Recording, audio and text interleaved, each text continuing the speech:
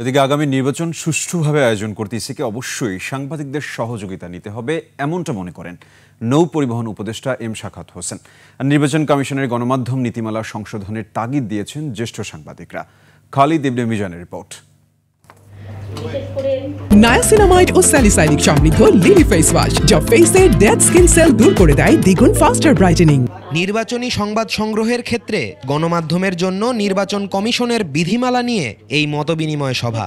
সাংবাদিকদের জন্য যে নিয়মগুলো, সভায় জ্যেষ্ঠ সাংবাদিকরা ভোটের দিন দায়িত্ব পালনে কমিশনের বিভিন্ন নীতি সংশোধনের প্রস্তাব দেন। গত 3 নির্বাচনে যে নীতিমালা ছিল এবার অনেকটা হুবহুই সেটি জারি করা হয়েছে, শুধুমাত্র মোটরসাইকেলকে অনুমোদন দেওয়া হয়েছে। এই যে সাংবাদিকদের বাধা দেওয়া, তাদের সত্যটা তুলে ধরার ক্ষেত্রে যে নির্বাচন কমিশন যে বৈরী কাজগুলো করছেন তার বিরুদ্ধে কিন্তু প্রতিবাদ করে আসছিলেন।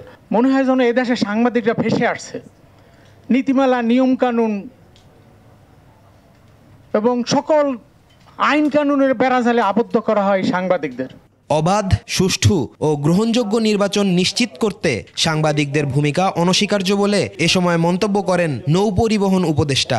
নির্বাচন কমিশন সুষ্ঠু নির্বাচনের ক্ষেত্রে free, fair and credible election করানোর ক্ষেত্রে সরকারের যে অভিপ্রায় সেটা রিফ্লেকশন তারা নিশ্চয়ই করবেন। সেটার জন্য আমি মনে করি যে বেস্ট হচ্ছে আপনি ইউজ মিডিয়া।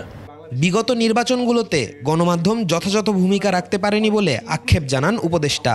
অনেক ইয়াং, অনেক তরুণ জানেই না ভোট কেন্দ্রে কীরকম দেখা যায়, because they were not allowed to vote.